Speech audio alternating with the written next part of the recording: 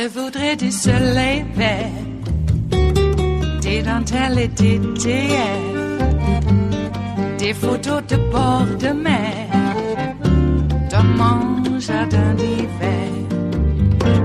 Je voudrais de la lumière, comme en Nouvelle-Angleterre. Je veux changer d'atmosphère, dans mon jardin d'hiver. Ma fleur sous la pluie de novembre, tes mains qui courent, je n'en peux plus de t'attendre. Les années passent, qu'il est loin, là je tombe. Nul ne peut nous entendre. Je voudrais du Fred Astaire, revoir un latte. Some things in Trumplandia are inexplicable. This week's edition, the president's ongoing claim that Alabama was at risk from Hurricane Dorian. It wasn't. Maybe he got some bad info from somebody. Maybe he made a mistake. Maybe he was confused. We don't know. But he was wrong. And since, for days and days, he's been insisting, with fake visual aids in hand, that he was right. It all began on Sunday morning. President Trump tweeted just before 11 o'clock in the morning, in addition to Florida, South Carolina, North Carolina, Georgia, and Alabama will most likely be hit much harder than anticipated. That was not accurate. Yet he said it again later that day at the FEMA briefing from the White House. And it may get a little piece of a great place. It's called Alabama, and Alabama could even be in for at least some very strong winds and something more than that. Well, that was wrong. It gave birth to a lot of very funny memes, but the subject of the goof was too serious, so the National Weather Service swiftly corrected him, issuing a statement from the office in Birmingham. Alabama will not see any impacts from Dorian. We repeat, no impacts from Hurricane Dorian will be felt across Alabama. That could have been it. The end of it. Everybody makes mistakes. Instead, the next day, the president blamed the media for his own inaccurate warning and then started to rewrite history on the matter. Yesterday it continued, and he added doctored graphics to the narrative. The president on television took a National Hurricane Center forecast that somebody had doctored with a Sharpie or something. The forecast showed East Coast Dorian. The Sharpie's magical addition added the coast of Alabama on the Gulf Coast, completely Dorian free. Why would the President of the United States do this? He decries fake news that isn't and disseminates fake news that is. Think China pays the tariffs. The wall is going up. Historic inauguration crowds. Russia probe is a witch hunt. You need an ID to buy cereal. Noise from windmills causes cancer. It's endless. And now the Sharpie map that hurricanes Alabama. A reporter asked him about it. That map that you showed today looks like it's almost like a Sharpie. I don't know. He doesn't know. But he won't let it go. Yesterday, he brought out another map and a statement that reads, "This was the originally projected path of the hurricane in its early stages. As you can see, almost all models predicted it would go through Florida and hitting Georgia and Alabama. I accept the fake news apologies." This is one where he could apologize and just move on. That map was from the day hurricane became a hurricane, 8 days ago, August the 28th. It was 4 days old. At the precise time, he said Alabama would likely be hit harder than anticipated. And by then, it was fake news defined on a very serious subject. Yet he forged on. This morning, another statement. What I said was accurate. It wasn't, and it isn't. John Roberts is live at the White House. 4 days later, why is he still doing this? You know, Shep, this is one of those things that probably, as you mentioned earlier, could have easily been dispatched with, but instead it has become more and more convoluted.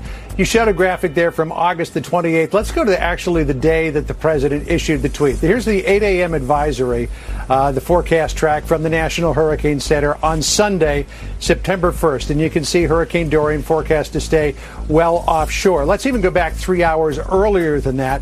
This is the 5 a.m. advisory, which again has the track of Dorian staying well away from Alabama. Yet at 10:51, That very same morning, the president tweeted that Alabama was at risk of damage from Dorian, and then he pointed out at the FEMA briefing later on, he said that as well. Then yesterday, after being briefed on the hurricane, the president held up that projected hurricane track from Friday that had been extended with the pan to include the Florida Panhandle and parts of southeastern Alabama. Now, White House officials told me a little while ago that what had happened during that meeting was the president was getting his briefing from the acting DHS Secretary Kevin McAleenan, Pete Brown, his Homeland Security advisor, and the Commandant of the Coast Guard, Admiral Carl Schultz. And they were talking about how dangerous and terrible it would have been had that forecast track from Friday gone across Florida, then into the Gulf of Mexico, and potentially on up into the Florida Panhandle, Alabama, maybe even as far west as Louisiana. And that to emphasize the point, someone drew on the map with a pen to include the Florida Panhandle and Alabama. Now look at this video. After that discussion, I'm told, the map had been put away there behind the president's right side and turned around. It wasn't up on an easel as previous forecast tracks had been. But then the president calls an audible and says to Kevin McAleenan, hey, show me that map. The president takes the map in hand, and that's when SharpieGate was born. Now, the explanation was simple enough. Officials were discussing a map. Someone drew on it, the map was put away, and then, surprisingly, the president asked to see it. But that explanation got derailed when, as you pointed out later on in the afternoon, the president was asked about who put the Sharpie mark on the map, and the president said, I don't know.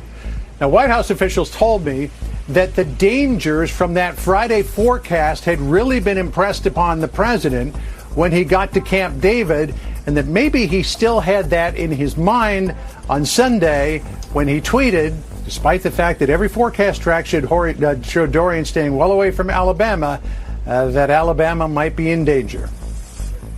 And those are the facts, Shep. Yep, it is. Weird times. It is Friday, the 6th of September of 2019, and you are in West Coast Cookbook and Speakeasy.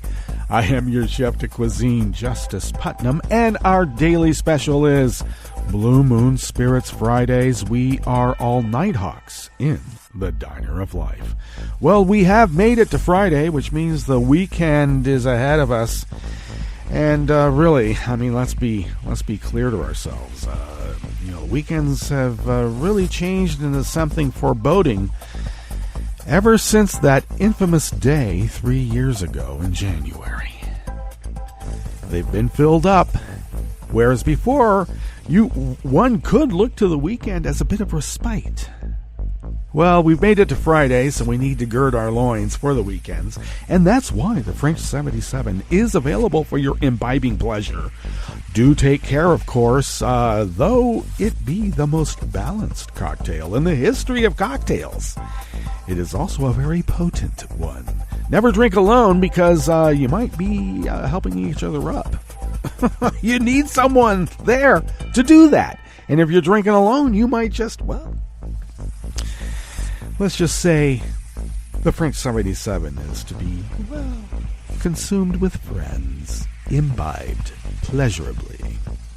All right, it is Friday, and we had Shep Smith at the top there explaining how SharpieGate is the very definition of fake news. This is what Trump does.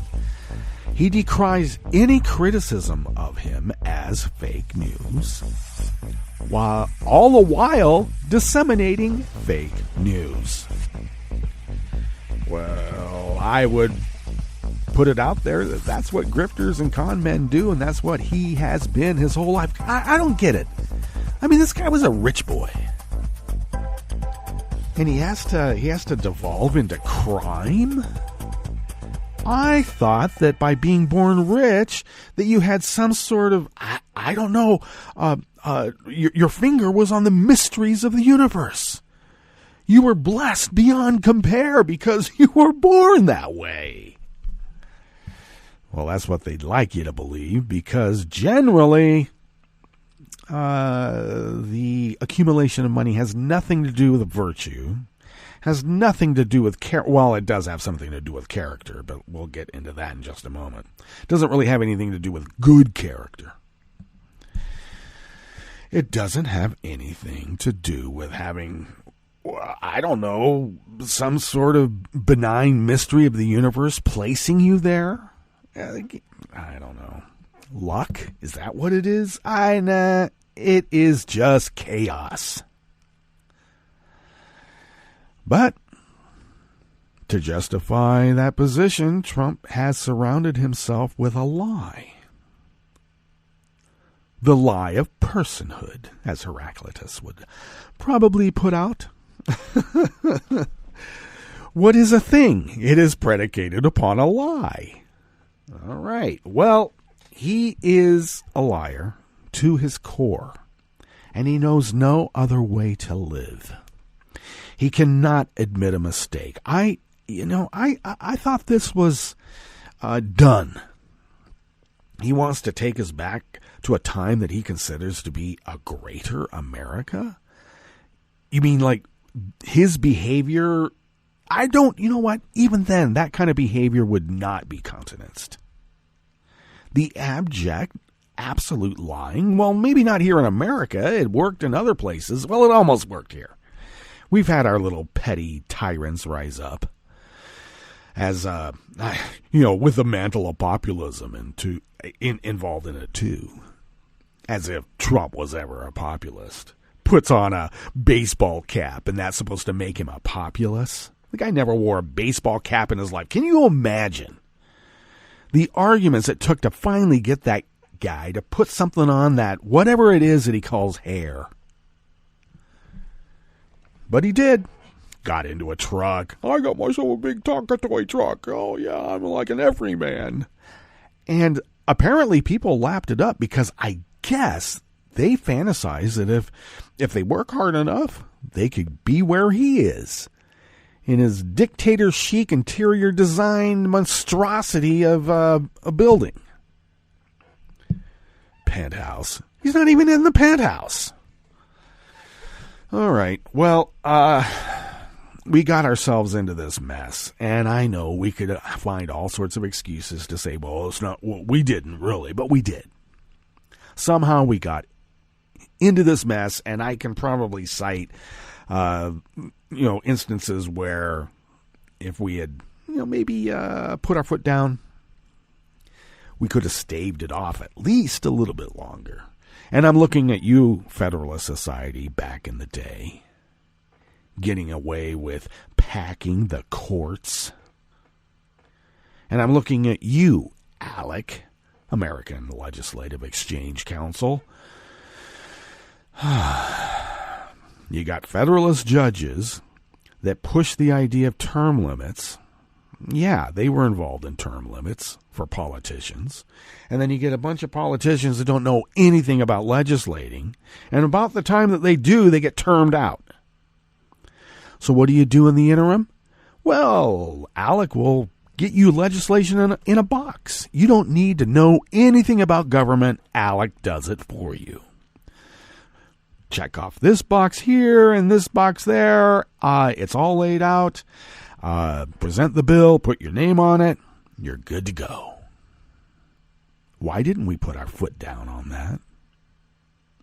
All I'm saying is it's gotten a lot worse since then, and I swear to God, I am trademarking I told you so. I'm putting the trademark symbol on anyway as sort of like a little sarcastic joke, but I told you so.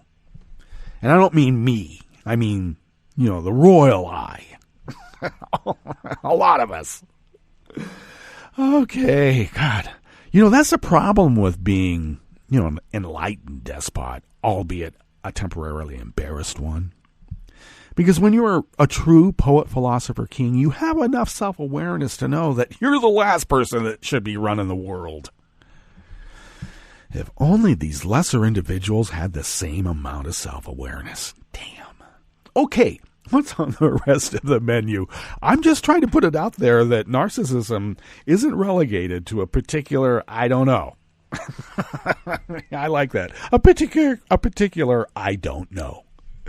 Well, let's get on with this show because we could just dally quite a bit. In fact, maybe if we take a few sips of the French 77, because it is after 12 noon somewhere in the world, as they say. A little too early for me here in the mothership. I'm waiting. But it is virtual. So let's. All right. On the rest of the menu here in the Bistro Cafe of West Coast Cookbook and Speakeasy, weeks after Virginia Republicans abruptly ended a special legislative session on gun safety, the NRA cut their leader a huge check. Quid pro quo. A federal judge held a secret hearing after Mike Flynn lobbed wild-eyed claims about the government. I think Q is involved in his defense. And Defense Secretary Mark Esper suggested European allies pick up the tab for projects on foreign U.S. military bases after Trump diverted funds for his vanity wall. Yeah, hey, we can't get Mexico to pay for it. Let's get our European allies. They'll pay for it. It's a kind of American civics that I somehow missed. You know, when they taught American civics as a required course. Yes, they did. All right. After the break, we moved to the chef's table where the Ukraine Central Bank sounded the alarm over threats to officials after a car blaze, and its former governor was intentionally hit by a car in London. And Mexico's president says El Chapo's drug wealth should go to Mexico, not to the United States. Well, I would say as part of the negotiating tactic, Mexico gets El Chapo's wealth, the United States gets Epstein's. And then the United States gives that wealth to Epstein's victims. All that and more on West Coast Cookbook and Speakeasy. Bon appetit.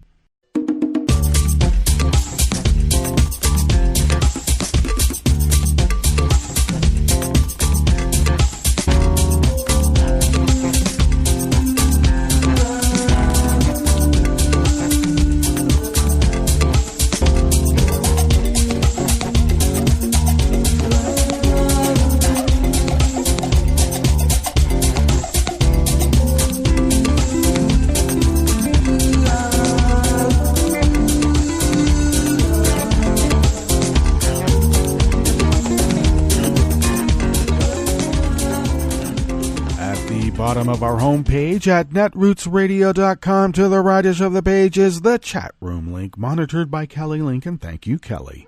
To the leftish of the page from the chat room link at the bottom of our homepage at netrootsradio.com is our Patreon link. Please do become a recurring Patreon of Netroots Radio. Your contribution, that recurring contribution, goes a long way to helping us pay our bills and accumulate funds to purchase newish equipment, since we have been doing this continuously for 8 years of 24/7, 365 Resistance Radio. And thank you for allowing us to do that. Your generosity has really helped us fulfill our civic duty as the founders originally intended all those many decades ago. If you would like to follow Netroots Radio on Twitter, it is so easy. Do so at Netroots Radio. Tom takes care of that. Thank you, Tom. I take care of at Justice Putnam on Twitter. And I also post the show notes and links diary on Daily Co's 10 minutes before showtime. So get there. You'll get the rounded real stories after I've, shall we say, embellished them with a little bit of dramatic interp. All right. And that is an integral part, and those links to the show notes and links diary get put out on social media, hopefully before the show starts. Sometimes I'm scrambling when we have the audio at the top. Indeed. Follow the show on Twitter at Cookbook West, and pick up podcasts by way of Spreaker, Stitcher, YouTube, iHeart, iTunes. Geez, there's so many out there. Just wherever podcasts can be found, we are there. All right. So let's take a look at this first offering here in the Bistro Cafe of West Coast Cookbook and Speakeasy. It comes out of Share Blue Media by Dan Desai Martin. With a $200,000 check to Delegate Todd Gilbert, the Republican Majority Leader in the House of Delegates, The NRA appears to be rewarding Virginia Republicans for carrying their water during the most recent legislative session. The massive donation reported on Tuesday comes weeks after Republicans ended a special legislative session on gun violence after only 90 minutes. And without passing any bills to prevent gun violence. During that brief special session, NRA staff were allowed to use a conference room belonging to Republican House Speaker Kirk Cox as they gave advice to Republican legislators. You don't need ALEC anymore. You just bring in the heads of whatever lobby outfit that's lobbying you. Whatever industry, have them in a conference room. Put a earpiece in the legislator's ear. Get to work. The $200,000 donation is more than twice as large as previous individual donations by the NRA to Virginia Republicans over the last 2 decades. The donation sparked an immediate backlash from Democrats who were seeking to gain the majority in the state legislature after the 2019 election. Virginia is one of a handful of states with elections in 2019. It's really shocking to see how blatantly the NRA controls the House Republican leadership. Delegate Eileen Filler-Corn, the House Democratic leader, said in a statement. Less than 2 months after blocking any discussion or allowing us to do our work to keep Virginians safe, it is disappointing the Republican leadership now receives this large donation. If I might interject, which I will do anyway, do I need to ask? Protecting the Constitution, protecting the people of the United States and the state where they reside therein, has lesser importance than the tenuous hold on power that the Republicans tenuously grip with their bony little spiny fingers. Bony and spiny, I know, are redundant, but we do that here. The Virginia governor called a special session on gun violence in July following the murder of 12 people in a mass shooting in Virginia Beach. But rather than take any action to address the epidemic, Republicans did the bidding of the NRA and just left town. It couldn't be clearer. The NRA is rewarding Virginia Republicans for standing with them instead of their constituents. Jessica Post, president of the DLCC, said in a statement, Virginia Republicans are extreme and out of touch when it comes to gun safety. Todd Gilbert and the House Republican caucus are reaping the rewards of their refusal to act, and no amount of big spending by the gun lobby can save them this November. Virginians are ready to vote for change and vote them out of office. Well, if all the votes are counted, of course, but that's another story. The issue of gun violence could play a pivotal role in the November election. At the moment, Republicans hold a 51-48 advantage in the State House with one vacancy, and Republicans hold a one-seat majority in the Senate. All seats in both the House of Delegates and the State Senate are up for election this fall.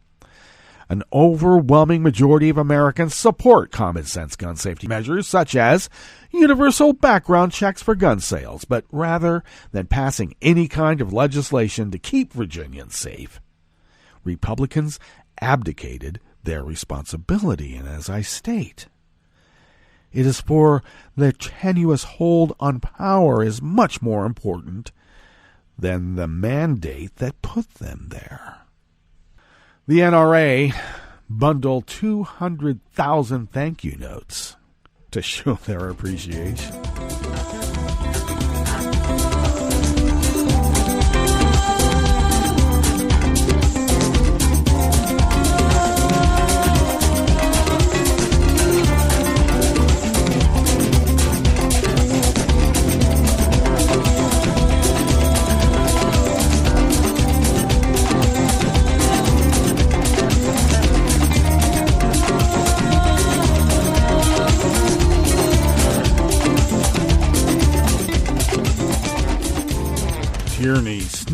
of Talking Points memo brings us this next offering here in the Bistro Cafe of West Coast Cookbook and Speakeasy, Blue Moon Spirits Fridays. We are all Nighthawks in the Diner of Life. A federal judge yesterday, Thursday, held a secret hearing in former National Security Advisor Michael Flynn's case, where only Flynn's side, and not the prosecutors, was present, according to a minute order later placed on the court's docket. The hearing was held after Flynn accused the government last Friday of withholding evidence in his case in a filing that claimed special counsel Robert Mueller's team had engaged in pernicious conduct. Oh, you mean investigating your perjury? The filing asks that the judge hold the prosecutors in contempt for allegedly not meeting their discovery obligations. Flynn has also complained to the judge that the government won't give his lawyers security clearances that they need to review documents related to the case, such as this transcript of his calls with Russian officials. Well, I would think that your lawyers, like being affiliated with Klayman, that might preclude their ability to get a security clearance, don't you think? Well, Flynn pleaded guilty in December of 2017 to lying to the FBI about those calls.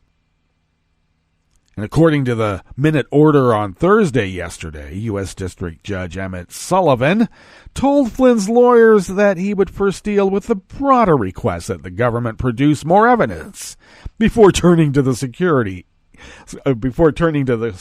clearance issue.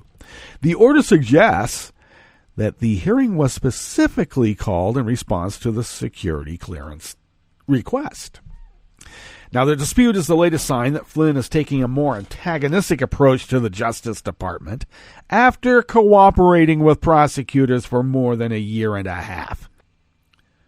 Flynn's move to shake up his legal team this summer and hire a lawyer who has publicly criticized Mueller's investigation was interpreted by some observers as a sign that he'd seek a pardon from Trump. While the new lawyers have insisted Flynn's cooperation was continuing, their relationship with prosecutors has apparently grown tense, and those tensions have spilled out in public. First, in a fiasco over his planned cooperation in the trial of his ex-business partner, and more recently, in a disagreement over whether Flynn's case is ready to proceed to sentencing. In their latest public filing, Flynn's lawyers said that the prosecutors had affirmatively suppressed evidence that destroyed the credibility of their primary witness, impugned their entire case against Mr. Flynn, while at the same time putting excruciating pressure on him to enter his guilty plea, and manipulating or controlling the press to their advantage to extort that plea. Wow. Now that's what they mean by wild-eyed. Much of the filing ranted about cases and scandals not directly linked to Flynn's prosecution. It also links several figures who have become star players in the Russian probe conspiracy theories that have been pushed by Trump's allies.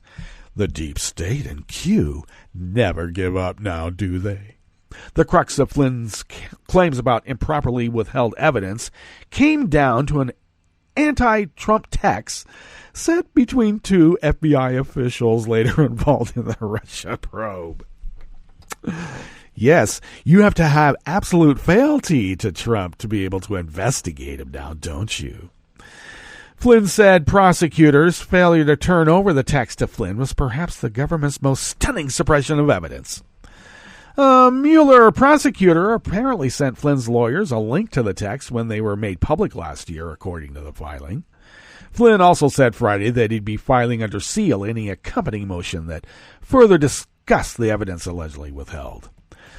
The government has not publicly responded to the most recent allegation, but in its request last week to proceed to sentencing, the Justice Department said it had exceeded its discovery and disclosure obligations in this matter. End quote.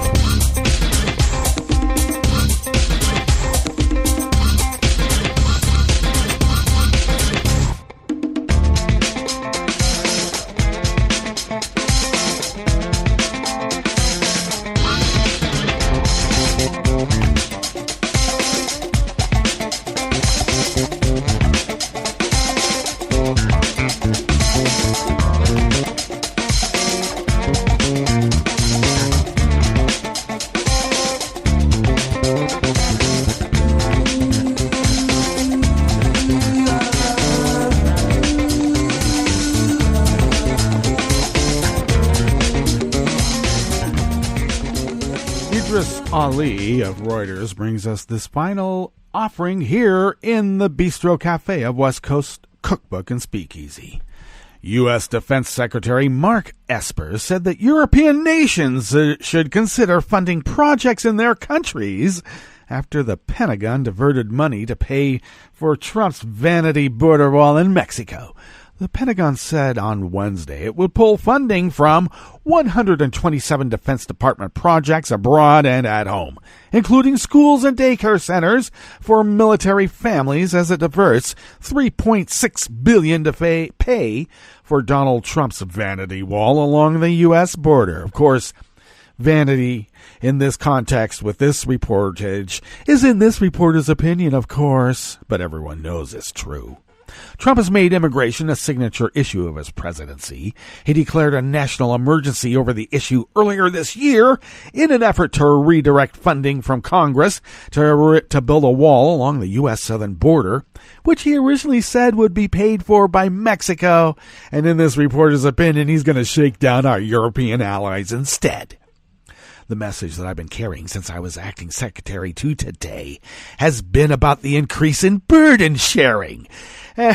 So Esper is now going to shake down our European allies to share the burden everyone has to bear for Trump's vanity. Part of the message is burden sharing. Maybe pick up that tab, Esper insisted. I guess we are truly a rogue nation now, aren't we? How quickly we fall. How quickly the great experiment is ruled null and void. Do we allow this to happen any longer? We have elections coming up. Elections matter. Let's make sure we get to work. Okay, let's get to our break, and when we get back from that break, we are going to go through weather from around the world and finish up with the stories that we have curated for you today. You are listening to West Coast Cookbook and Speakeasy, and we will be right back. You are listening to netrootsradio.com. Please hang up and try again.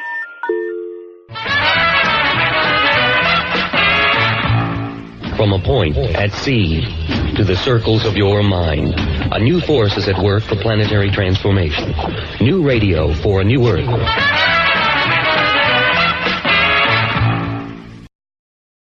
This is Take Two Movie Review. I'm Clinton Johnston. This week, Heady or Not.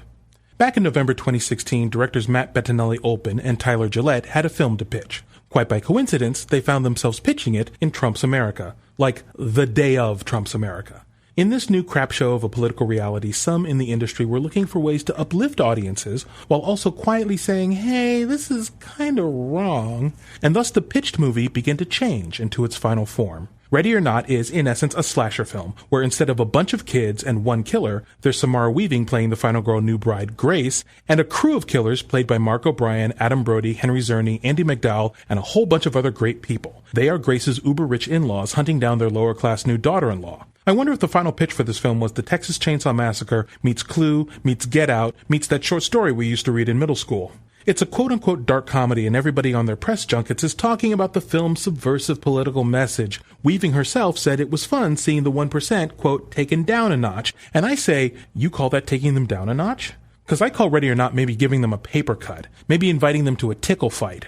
Sure, I get how the movie shows the callous disregard for life that privilege and wealth breeds, but honestly, that observation is more narrative background than anything the movie seriously examines. Mostly, this flick's just a nice-looking, well-acted, decently directed, diverting survival chase, which leads us back to the directors, who say they wanted a film that would primarily entertain, and maybe slide in some commentary if someone cares to look. But here's the thing. When dealing with a fascist administration that's running concentration camps and hunting down brown people like Okay, admittedly, like that short story we read in middle school, I don't know if you both get to take a stand and be light and escapist at the same time. This has been Take Two Movie Review. I'm Clinton Johnston. Catch up with us at TakeTwoMovieReview.com and feed us back on our page on YouTube.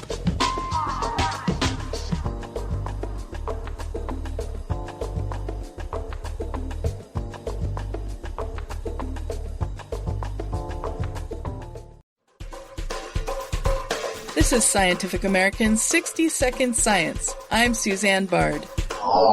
We often associate giant solar arrays with deserts, but the extreme heat can curb solar panels' potential. It's like your laptop or your home computer. If it overheats, it slows down. So there's this trade-off between having a lot of sun, like in a desert, but if it gets too hot, the efficiency of those panels drops. Oregon State University ecological engineer Chad Higgins.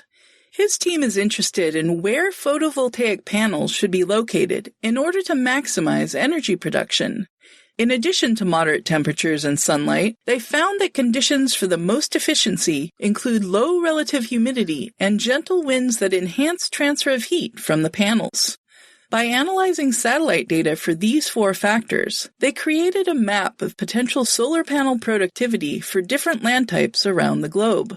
Coming out on top, agricultural croplands. And you think about it for a minute, and it kind of makes sense. What is agriculture but taking the sun's rays and converting it into a form of energy that we consume?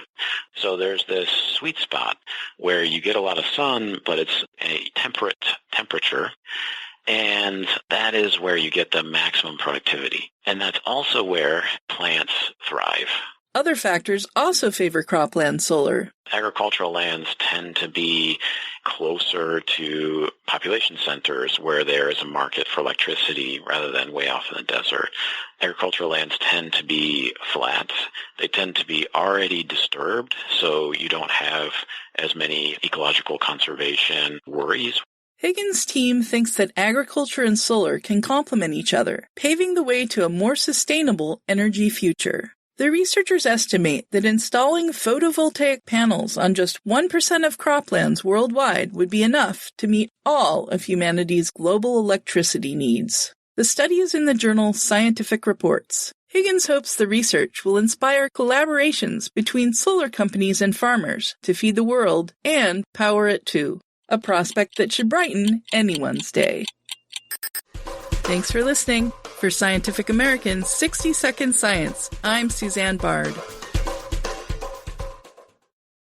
This is an important message from the U.S. Department of Health and Human Services. After a storm or disaster, it's important to eat only safe food. Throw away perishables like meat, poultry, fish, eggs, and leftovers stored above 40 degrees Fahrenheit for 2 hours or more. Throw away food with an unusual odor, color, or texture. Throw away food that may have come in contact with floodwater, including food in swollen, punctured, and damaged cans. When in doubt, throw it out. This program is presented by the Centers for Disease Control and Prevention. For an expectant mother, taking care of her developing baby means taking good care of herself. One way she can do this is by ensuring she gets vaccinated. If a woman is or might be pregnant during flu season, it's especially important to get her annual flu shot, preferably before the end of October. In addition, women should be vaccinated against whooping cough during the 3rd trimester of each pregnancy. Failure to get vaccinated places both mother and baby at increased risk for serious complications of these infections, including hospitalization and even death.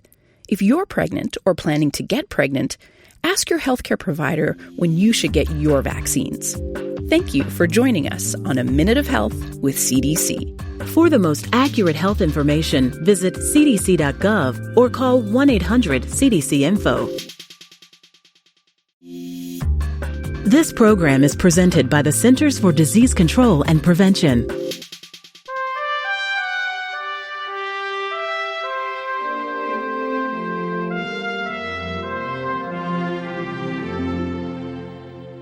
Welcome to A Cup of Health with CDC, a weekly feature of the MMWR, the Morbidity and Mortality Weekly Report. I'm your host, Dr. Kathleen Dooling. Occasional aches and pains are an expected part of life, but for many people, pain is a constant companion. Dr. Chad Helmick is with CDC's National Center for Chronic Disease Prevention and Health Promotion. He's joining us today to discuss ways to manage chronic pain. Welcome to the show, Chad. Thank you. Chad, how many people in the U.S. suffer from chronic pain? In 2016, 50 million adults had chronic pain, which is pain on most or every day in the past 6 months. More interesting, though, is that 20 million people have high-impact chronic pain, which is chronic pain that also limits their work or life activities on most or every day in the past 6 months. This is a problem because chronic pain is associated not only with symptoms, but with anxiety and depression, reduced quality of life, and the risk of opioid problems. What are the most common causes of chronic pain?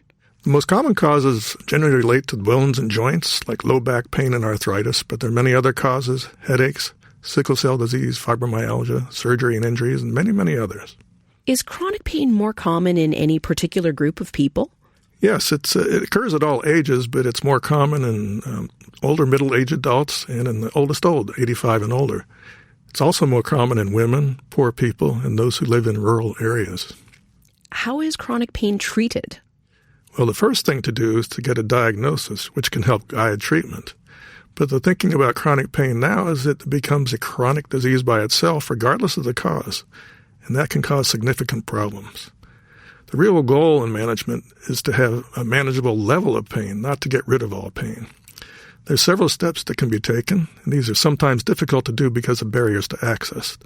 But it makes sense to do the simplest and safest things first. And these are non-drug steps. Things like physical activity. Walking is perfectly good to help reduce pain.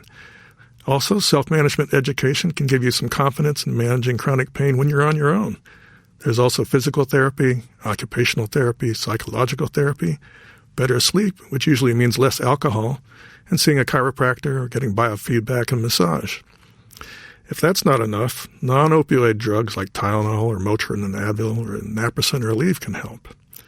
If those don't work, then it's time to consider something stronger. Sometimes that's opioids, but there's not great evidence that opioids are good for long-term pain in most people. Do you have any advice for people suffering from chronic pain? Well, it's important to work with a variety of providers who are working together to help you. The goal, again, is manageable pain so you can live a productive life. This can include physical therapy, most people can walk, to treat any underlying depression or anxiety, and to avoid further injuries. Finally, the National Pain Strategy is laying out a strategic roadmap to improve pain management system in this country. Where can listeners get more information about managing chronic pain? Listeners can go to the NIH website, nih.gov, and type in National Pain Strategy. Thanks, Chad. I've been talking today with Dr. Chad Helmick about ways to manage chronic pain. If you're experiencing daily pain, talk with your healthcare provider to ensure you have the correct diagnosis and know how to manage your condition. Until next time, be well. This is Dr. Kathleen Dooling for A Cup of Health with CDC. For the most accurate health information, visit cdc.gov or call 1-800-CDC-INFO. I'm probably okay to have one more drink before I drive home. I'm probably okay. I open the window to stay alert. Probably okay. I just popped some gum in my mouth. Step out of the car, please. I probably made a mistake. Probably okay isn't okay when it comes to drinking and driving. If you see a warning sign, stop and call a cab, a car, or a friend. Buzzed driving is drunk driving. A message brought to you by NHTSA and the Ad Council. Hi, I'm Tom Hartman, and since you're listening to netrootsradio.com, show your progressive side and go to the donate button on the bottom of the homepage. It's progressives like you who power Netroots Radio and keep the progressive message beaming everywhere 24 hours a day. Just go to our donate button at the bottom of netrootsradio.com. Thank you for keeping progressive radio at full power.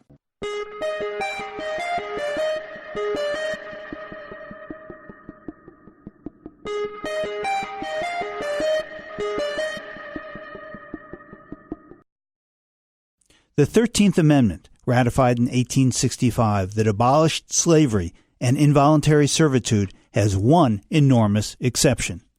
I'm Bill Newman, and this is the Civil Liberties Minute. The exception is, and I quote the amendment, except as punishment for crime. And today, the United States, which has 4% of the world's population, has 22% of all the world's prisoners. As Brian Stevenson, founder of the Equal Justice Initiative and author of Just Mercy, writes in his contribution to the 1619 Project, quote, "Central to understanding the practice of mass incarceration and excessive punishment is the legacy of slavery. After the Civil War, Southern states passed the Black Codes, a series of laws that locked up and subjugated former slaves." Again quoting Stevenson. Nixon's war on drugs, mandatory minimum sentences, 3 strikes laws, children tried as adults, broken window policing, these policies were not as expressly racialized as the Black Codes, but their implementation has been essentially the same. Stevenson points out that there is new language that has replaced the Black Codes: driving while black, sitting in a coffee shop while black, in a word, living while black. And in the same vein, he writes, quote, "It has been black people and brown people who are disproportionately targeted, stopped, suspected, incarcerated, and shot by the police." The Civil Liberties Minute is made possible by the ACLU because freedom can't protect itself. For generations, our country has been Mother Nature's steward, setting aside and protecting important expanses of public lands for posterity. But what if these lands and natural resources suddenly got a steward who was a predator rather than a protector? Meet William Perry Penley. For more than 40 years, he's been a fringe political operative and lawyer for a network of loopy anti-environmental extremists intent on helping corporate predators grab and plunder our national assets for their private profit. And now, holy Teddy Roosevelt, developer-in-chief Donald Trump has named Penley to be acting head of the Bureau of Land Management. Yes, a guy who favors the wholesale privatization of your and my public lands is to oversee the future of America's public lands. Indeed, Penley has been lost in the ultra-right-wing weeds for years, screeching that, quote, "the Founding Fathers intended all lands owned by the federal government to be sold." That's nuts, but nuttier yet is Penley's listing of a sextet of demons he believes are at war with Western civilization: radical environmentalists, federal bureaucrats, the media, academia, Hollywood, and ignorant Americans who are easily panicked into believing in things like climate change. But this caped corporate crusader saves most of his manic fury for the environmental movement, bizarrely proclaiming that its millions of adherents, quote, "don't believe in human beings." Also, with funding from the Koch brothers and Big Oil, Penley has been a fanatical fossil fuel proselytizer, even declaring in a moment of rapture that fracking is, quote, "an energy, economic, and environmental miracle."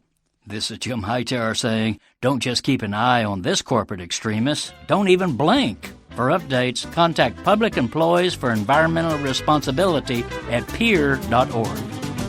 If you'd like more of Jim Hightower's real populism, check out the Hightower Lowdown. Jim's monthly newsletter gives you the real lowdown on which corporations, by name, are doing what to the middle class, our environment, and our democracy. Each month, the Hightower Lowdown brings you facts you didn't know, along with actions you can take to fight back. It also comes with a sense of humor. Hightower believes we can fight the gods and still have fun. Plus, get this, it's cheap. Only $15 brings you 12 issues a year. For real populism, go to hightowerlowdown.org. I'm Rick Smith, and this is Labor History in 2.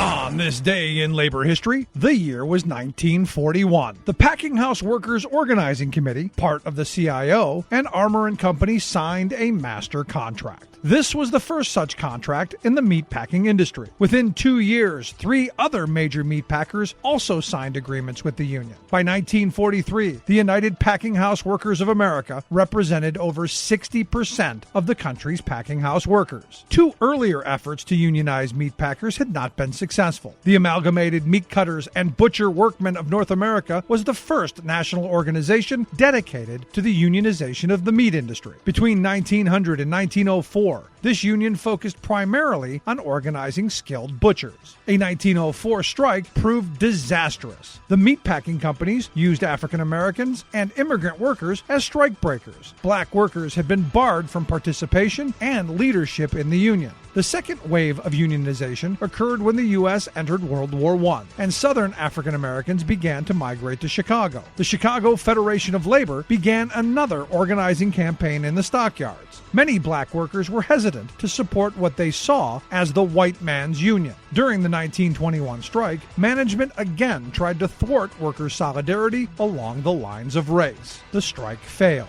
Many strike leaders were blacklisted for life from working in the industry. The Packing House Workers Organizing Committee recognized that they must be more inclusive in order to unite workers. The union organized both skilled and unskilled workers, and across racial and ethnic lines. When this union rebranded itself as the United Packing House Workers of America, its headquarters were in Chicago. The union's new approach to organizing resulted in the first master contract for the industry. It stands as a reminder of what true solidarity can accomplish.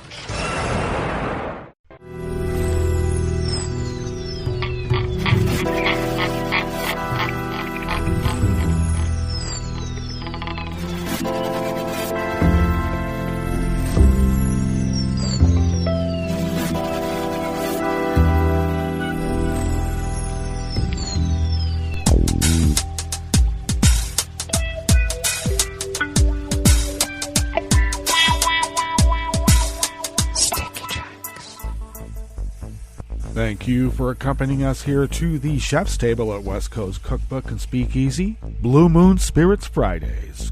We always begin weather from around the world along the banks of the Rogue River in the Rogue River Valley of Southern Oregon on the west coast of the continental United States of America, where it is currently 61 degrees Fahrenheit, slated for a high of about 88 to 90.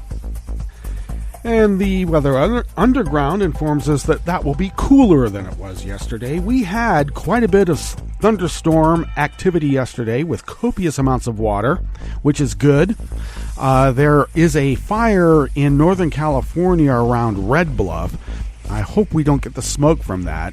And I haven't heard if there were any fires that were started by the thunderstorm activity here, though where we were at, we had lots of rain that would have put it out. So let's hope that that's not the case elsewhere in the state. Partly cloudy conditions throughout the day. Winds will be light and variable out of, well, it looks like it's going to be out of the southeast, and will remain so throughout the day, picking up tomorrow out of the west-northwest at 5 to 10 miles per hour, with a slated high tomorrow of only 78 to 80. So there is that. Partial clearing, and the weekends looks like it's going to be in the low to mid-80s. Grass pollen is now rated at none. The air quality index has gone up, though still in the good range at 44 parts per million, and the daytime UV index is high at 6. Barometric pressure is holding steady at 30.08 inches. Visibility is up to 10 miles, and relative humidity is at 90%. Weather from around the world is brought to you by people's personal weather stations that they purchased. These people planted these purchased personal weather stations somewhere on their property, and these people positively live around the world. London is 65 and cloudy. Paris is 73 and sunny. Rome is 80 degrees and fair. Kiev is 77 and fair. Kabul is 78 and fair. Hong Kong is 82 degrees and fair. Tokyo is 83 degrees and clear. Sydney, Australia is 54 degrees, clear but windy. San Francisco, California is 56 and cloudy.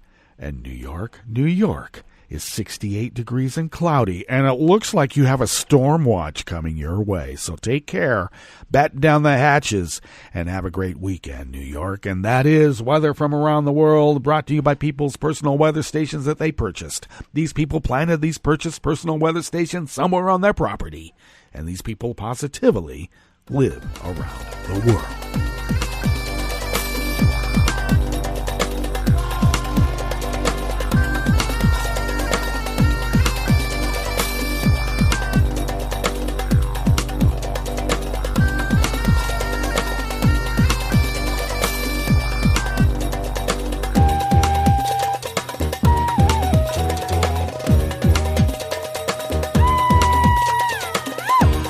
Talia Zenitz of Reuters brings us this first amuse-bouche here at the Chef's Table at West Coast Cookbook and Speakeasy.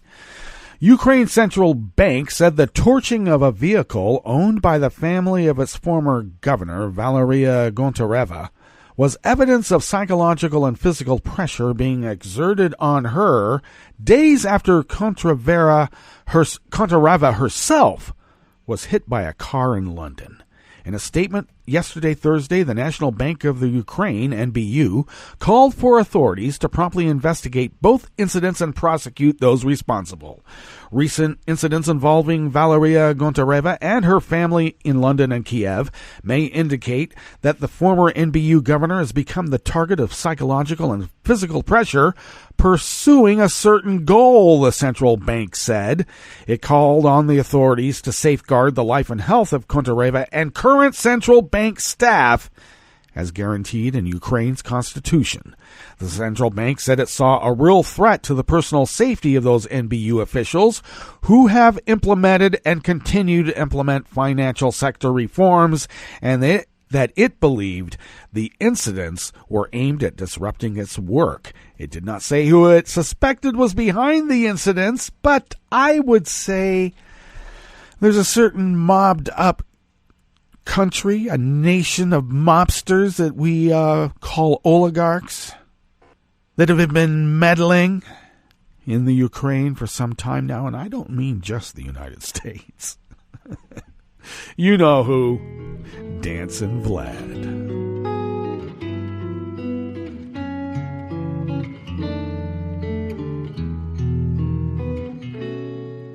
Je te donne ce mon amour pour la vie entière.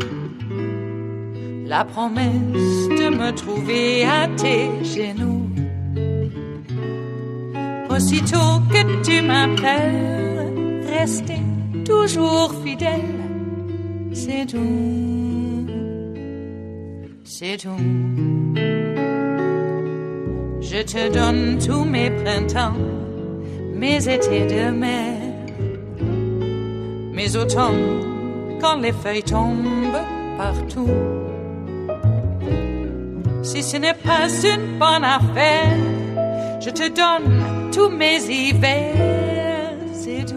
Dave Graham, also of Reuters, brings us this final amuse-bouche here at the Chef's Table at West Coast Cookbook and Speakeasy. Mexico's president on Thursday welcomed a proposal to give the alleged fortune of drug kingpin Joaquin El Chapo Guzman to the country's indigenous people, and said the wealth of Mexican criminals in the United States should be returned to Mexico. Jose Luis Gonzalez Meza, a lawyer for Guzman, said this week his client had proposed that billions of dollars in revenue that U.S. authorities had attributed to his business operations should be handed to indigenous communities in Mexico. Speaking at a regular morning news conference, President Andres Manuel Lopez Obrador, who earlier this year announced the creation of a Robin Hood Institute to return ill-gotten wealth to the Mexican people, gave his approval to the idea. I like the declaration. I don't know if it's true. I cannot verify it, but if it's as it came out in the media that a lawyer says Guzman wants his wealth to be given to Mexico's indigenous communities, I think it's good. Also, we have started a process because we want everything that's confiscated in the United States from criminals or suspected criminals from Mexico be returned to Mexico, he added. Lopez Obrador, a veteran leftist who took office in December, gave few details on the initiative beyond saying that the government would undertake all necessary legal actions to go after such money in the United States due to Mexicans. It's their money. I think they want their money back, Donnie. Who's going to pay? Our European allies now? Indeed. Well, that brings us to the end of our broadcast period for the day and the week, but you do know that Netroots Radio is going to broadcast on. So we're going to meet up on Monday for River City Hash Mondays. So do stay tuned to Netroots Radio all day, all night, and all weekend for all the breaking news as it breaks. And we'll meet up here on Monday, right here in West Coast Cookbook and Speakeasy. Bon appetit.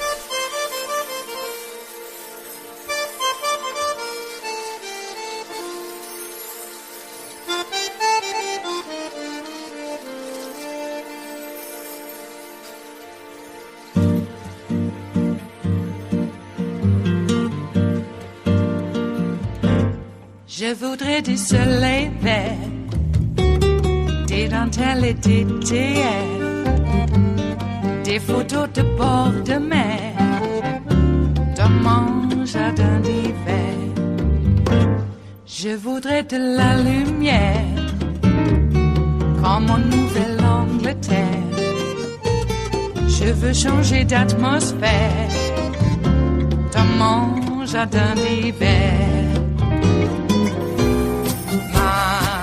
Ma fleur sous la pluie de novembre, tes mains qui courent, je n'en peux plus de t'attendre.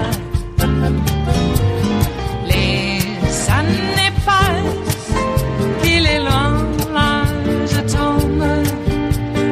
Nul ne peut nous entendre. Je voudrais du Fred Astaire, revoir un latte Goer. Je voudrais toujours te plaire, dans mon jardin d'hiver. Je veux déjeuner par terre, comme au long de golfe clair, t'embrasser les yeux ouverts, dans mon jardin d'hiver.